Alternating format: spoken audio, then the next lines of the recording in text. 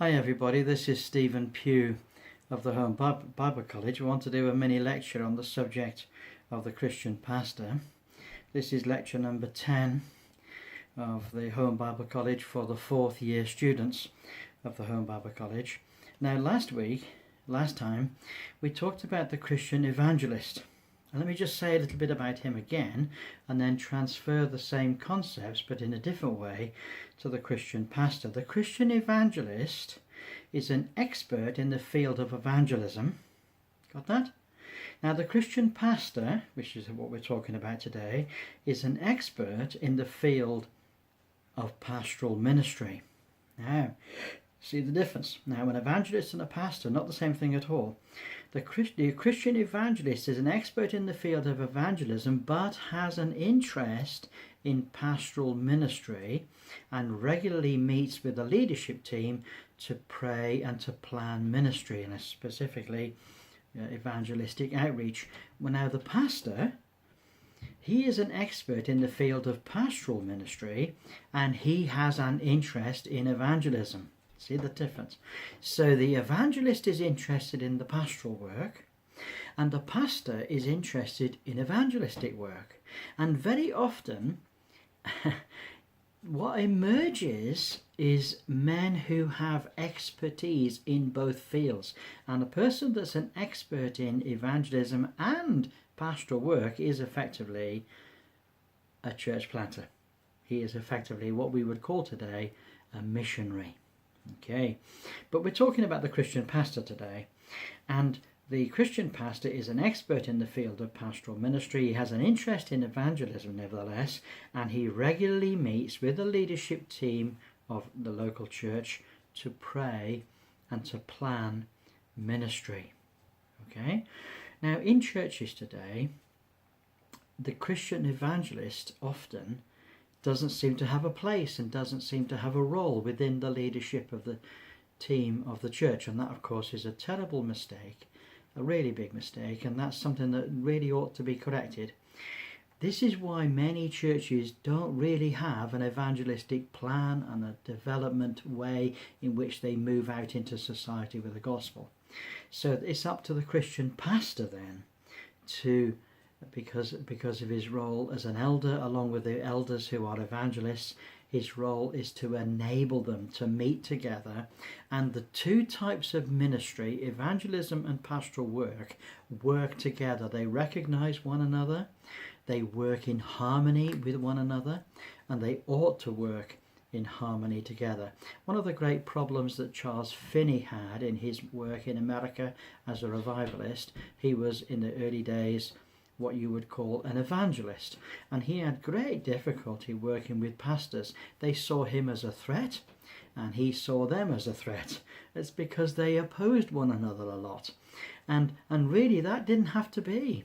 The whole purpose of the Christian pastor is to have an interest, a positive interest in evangelism, and work with evangelists to use their skills for the benefit of the church.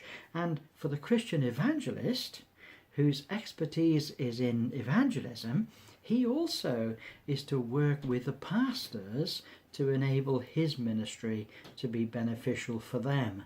So these are complementary ministries. They're different, very different, but they're complementary.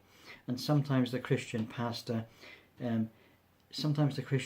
unfortunately has to do the work of an evangelist. That's what Paul says to Timothy. He says, do the work of an evangelist. He doesn't say to Timothy, be an evangelist.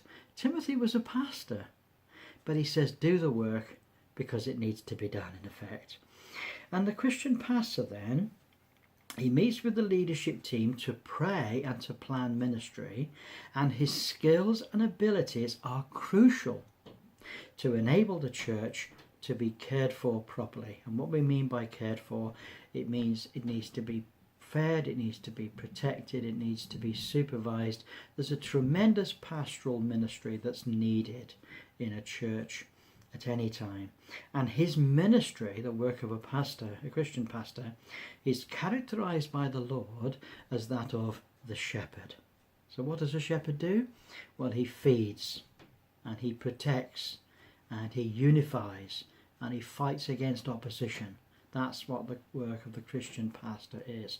And of course, we talk about the concept of the Christian pastor in a singular tense, but in the New Testament churches, they were always pastors, always plural. If they were able to have pastors, they were always plural. Of course, if a church was young and small, like for example at Philippi, it was a fledgling little church, then Paul may have had to have a pastoral role with them, along with Silas and along with Timothy and along with others, even if they weren't actually present with them. They would have to have a pastoral role from a distance, and that's one of the quirks of the New Testament times, and one of the quirks of today, that sometimes when churches are young and at the planting stage, they don't have any leaders at that stage. They don't have any men of experience, and so those who plant the church have to take on the role of the pastor, and they need to build them up even from a distance. So the characteristic of the Christian evangelist is that of the fisherman, but the characteristic of the pastor is that of the shepherd. Now, look at the two and see, you'll see the difference. With a fisherman, his job is to bring the fish to that crisis moment in which he catches them for the Lord. But the purpose of the pastor is not that he has any crisis moment. He doesn't want to. When you've got sheep, you don't want to have a crisis moment. You want them to just grow, and you want them to mature, and you want them to become fruitful. That's the purpose of a pastor. So the pastor then has a different outlook to that of the evangelist, but they should work in complementary ways, and they should both be leaders in their own field, and that leadership should be seen in a complementary way in the local church. Well, God bless you. I look forward to catching up with you on our next lecture. Have a great day. Bye for now.